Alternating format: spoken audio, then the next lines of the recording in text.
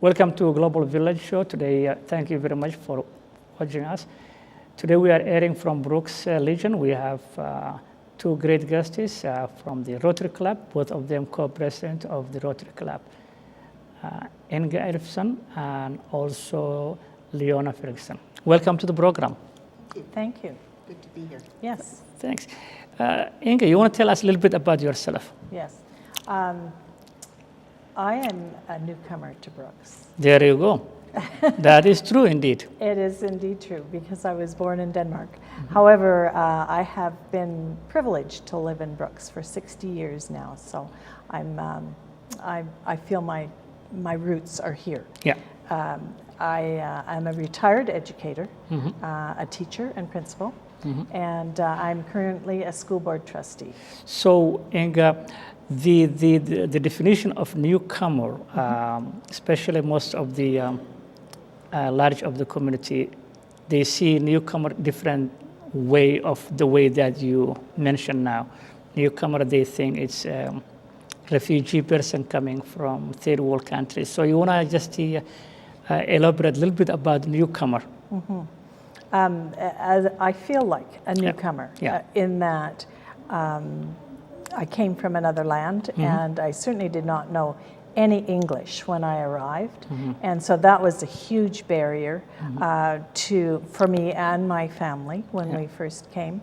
And I remember distinctly that I was just to start school, and so my English picked up much more quickly than my parents, who didn't have as much pressure maybe to learn English as quickly or as much opportunity as I did to learn to read and write in English. Yes, yes. So it didn't take long before I was helping them with their English, which was not appreciated a lot of the time. That's true indeed. That's okay. Leona, you want to tell us a little bit about yourself? Sure. I was born in Bassano, so I am not a newcomer, but my grandparents were from Norway, so they came through the United States and then came to Canada when homesteading was first allowed here in Alberta, came right to Dutchess. So I've always lived in this area. I grew up at Dutchess on a farm. I was one of 5 children, and I went away to school and became a registered nurse and came back home, and I've worked in this community ever since. So I've worked for 43 years as a registered nurse, most of it in full-time, in home care and in the hospital, and loved every minute of that. That was a good job for me. I loved to be a nurse. I've got 2 children and 2 grandchildren, and they both my children don't live in Brooks. They live in Winnipeg and Vancouver, so I get to travel a little bit with them. And I'm retired now, so I get to enjoy the part of working hard for a while and now enjoying my community, and I really enjoy living in Brooks.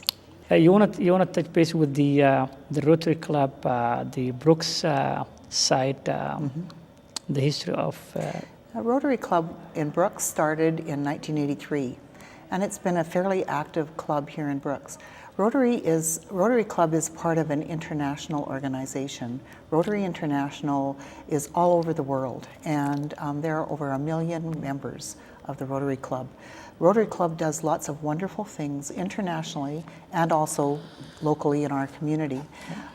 The motto of Rotary Club is service above self. So that means that when we get to be a part of Rotary, we are wanting to volunteer, and that's what attracted me to join Rotary. I joined with Inga. We joined 2.5 years ago, and somehow we managed to get to be co-presidents together. We're sharing the role of president together for these 2 years. So that's been a very nice thing for me to be able to work with Inga and to find out lots about Rotary. One of the things that happened in Brooks with Rotary Club a few years ago was that the Rotary Club helped to build the helipad. And Jim Murray was on the Rotary Club then and spent many, many hours building the helipad at the hospital.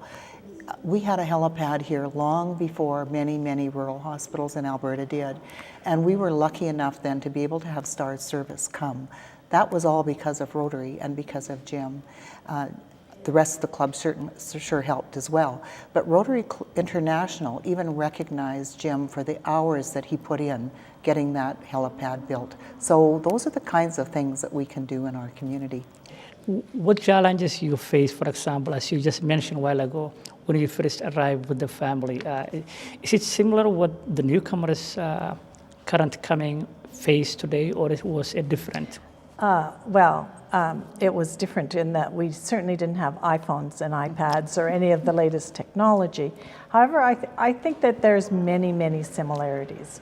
You know, the fear of coming somewhere to a new place, the fear of how to fit in, the fear of not being able to speak or understand, and just the very simple things that you know, we take for granted nowadays, that they become huge obstacles. So I have a certain empathy, certainly, for newcomers, whether they're, as you say, from Asia or Africa, or whether they're from Europe, or even from the United States or from Eastern Canada. You know, they're all newcomers.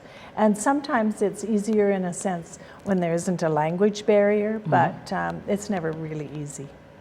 Okay. So the Danish language, is it similar to the English when you were learning, or is it different totally? Oh no, it's totally different. Totally different. Yes, Okay. Absolutely, totally different. All right. And yes, I do speak it a little bit still, because my relatives live in Denmark, and with the advent of Facebook, I'm doing a lot more reading, Danish reading, because my relatives are on Facebook with me. Oh, there you go. Yes, I know, it's amazing. Yeah. Just totally amazing. Okay. Yeah. Small world. Small world, but it's not the same as, for example, other places, somebody coming from, let's say, Italy or Spain. Oh yeah, they're all different languages. Yeah. So Danish language, is it the same as the writing Latin then? The writing, for example, Danish writing, very similar to the English writing, that will make someone to learn faster. Yeah, no, not at all. Okay. No. Yeah, English, I think, is more difficult than even than Danish, you know, to learn. So yes, absolutely, yeah. I know the Dutch is one of these, Dutch and German a little bit very similar. My brother lives in the Netherlands for the past 30 years, and it's very similar to the German, but still different languages.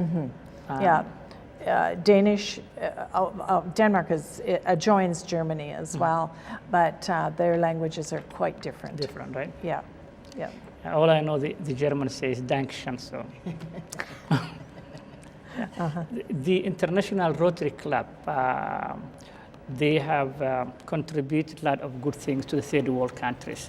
Yes. You want to touch base with that? I do.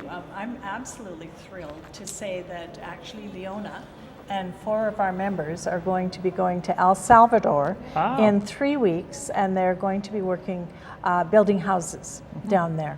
So they're gone for a week, and I should let Leona tell us about it because she's going. There you go. Here you go. Well, we're going on the 18th of March for a week, and we're traveling with an organization called Shelter Canada. They build houses in El Salvador and take 23 groups out for 1 week each to El Salvador. And while you're there, you build 10 houses in 1 week. Wow. So I'm not sure how that's going to go. I'm quite excited to see what's going to happen. I hope that I'm able to help. They tell me that I can, and I'm keen and eager to be able to help. More than that, I'm interested in learning about the people that live there. That's what really attracts me. To find out, why is it that they are having trouble to have homes? How can we help? And what more can we do? This can't be the end. So it's going to be a very interesting time for me. So that's what's happening. We're very fortunate with Rotary International. We are able to access international grants that go with us to buy the supplies that are going with us. We're traveling with two other groups as well, one from Airdrie and one from Cochrane, all Rotary members. Wow. There'll be 15 of us all together. And with our club contribution, our own personal contribution, and Rotary International's contribution, we're taking over $33,000 with us in funds that Wow. will buy the house, the supplies that will build the houses. So it's amazing how we can multiply our funds by being a member of Rotary International and being able to access that those funds as well. So this is one project. We're hoping that we can start with some other ones as well. No, that's good. And also, you were part of that polio immunization, I think. Yes, yeah. Rotary International has a long-term project, and what they want to do is eradicate polio in the whole world, and they're working very hard on doing that.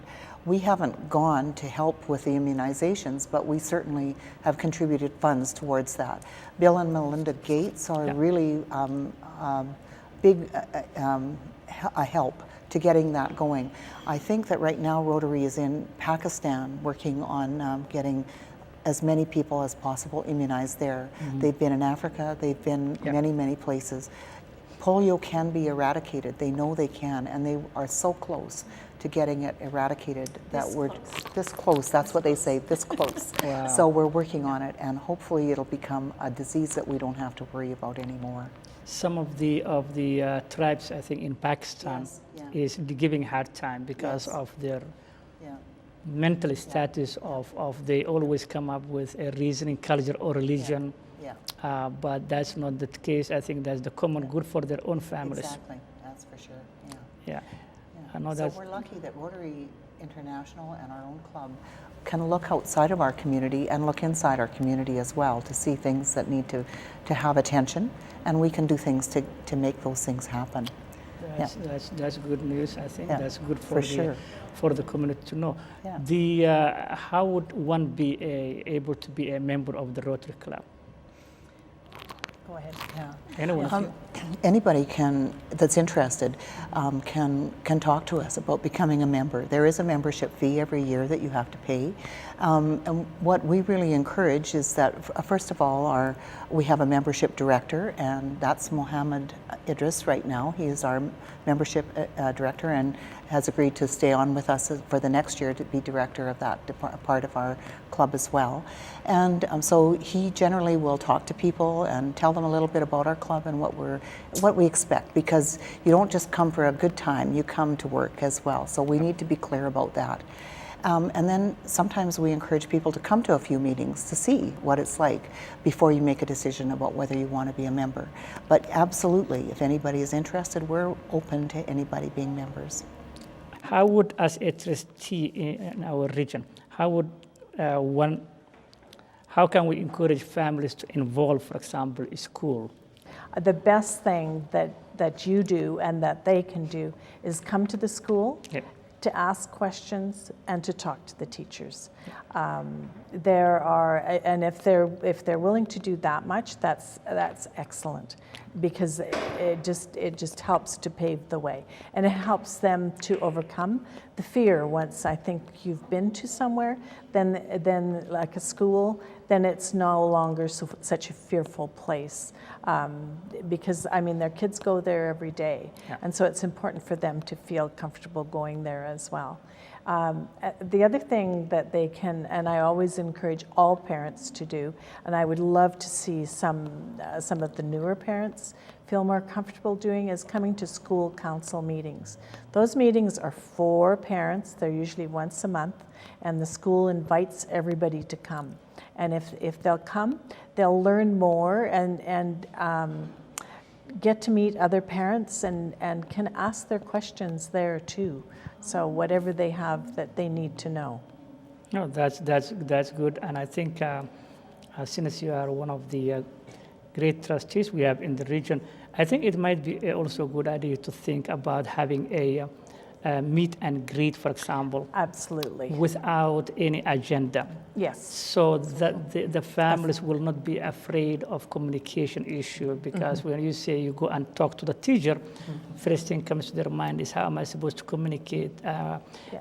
So if you have a meet and greet, for example, let's say junior high school or the high school or other places, without agenda, so that will encourage the participation of the families. They come with no agenda, they will have tea and coffee, they will meet with the teachers and they will mingle with them.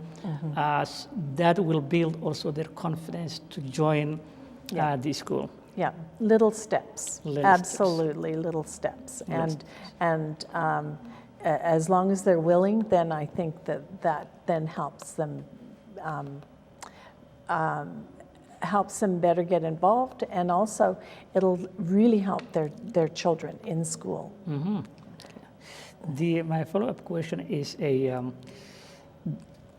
place that we came, for example, we don't have a volunteer in our vocabulary. There is none, zero. Okay. There is no volunteer in the vocabulary in Africa. No. So that's something new vocabulary to the system. The generation who was born here, definitely they will. But the older generation like us who came, most of the people don't even know what voluntary is. Volunteering your time to different without getting paid, they will tell you thank you very much. It takes time for them. Coming from Europe back then, was that the case, for example, for the current newcomers? I think that it was volunteering, but in a different way. Okay. For example, my mom and dad came from the farm, and they would volunteer to help out other farmers whenever they were busy, and particularly at harvest time, for example. So that was their way of volunteering. I think nowadays the volunteering is different. Certainly we've expanded it, and I think for people who are new to Brooks, Brookson area, I think that the best thing for people to do is get to know their neighbors. You know, you're outside and say hello, and how are things going, and how's the weather, and you know,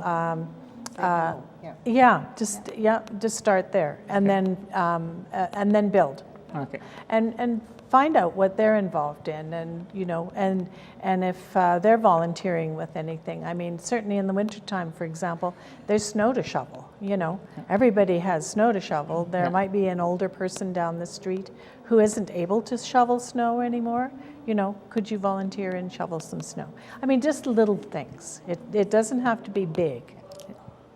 That's a good message. Yeah, just and don't expect a lot to start with, I think. Okay, just small steps. Small steps, baby steps, you bet. Absolutely. Yeah. How best you think we can encourage newcomers, for example, or from the hospital side, the public health, to reach out?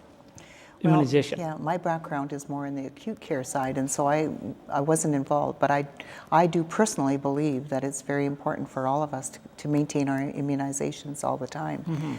And I think that the health unit and the Alberta Health Services is working hard to try and help people to understand how important that is.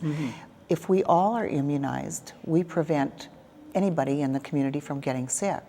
It helps if all of us together as a group protect everybody. And so by being immunized, we're protecting the more vulnerable as well, the babies, the seniors, and those people who have lowered resistance to things. So sometimes people can't be immunized because of their immune system not being able to respond. So the best thing for us to do as a group of people in the community is to make sure that we are all immunized, and that we can protect each other as well as protecting ourselves. So. But the flu shot, for example, which is during the fall time, some people don't agree with the fact that they say there is a problem with the flu shot. So if you weigh the positive and the negative of the flu shot itself. Well, you know, I get the flu shot every year because I think it's better to do that than not. I'm into prevention a lot. I have talked to people who have gotten the flu, and then they say, I wish I'd gotten the flu shot, because they don't want to have to live through having that flu again, because the flu is very hard on people. And so I think, just to be careful and to try and keep people from being sick, we all can do that together by getting the shots. Yeah, and I think one of the major problems is today you have the Google, so everyone is I know. expert. They will write something that's not true. You cannot verify. Yeah. They will say flu shot is bad. Yeah. With no scientific reason. Yeah, So it's better to, there certainly is lots of really good information about immunizations. The Alberta Health Services, your doctors, the public health nurses, all have very good information about it. And I would prefer that people would go there to look and ask those questions than to go to somewhere where maybe the research isn't quite as reliable. It's good to scare people all the time, and some people love to do that. But if we look for reliable scientific information, we're going to be reassured that it's a good thing to have happen. Oh, that's well said. I think that's important for everyone, whether newcomer or for sure. somebody here. I think immunization is extremely important for us to make sure that everyone is well, healthy, and have the resistance. Inga, the issue of for example, going back again to the school, the trustee, how would you say, for example, having a kid is coming from outside? If I'm not mistaken, I think the age of 19 is Alberta education, or the age of 21. I don't know the cutoff for the high school they have. The cutoff is 19. 19. Because I think Saskatchewan is 21. If I'm not mistaken, that's what I was told. Is there would be a way, for example, for that age to be increased, or that is something that has to come from the provincial side, for example?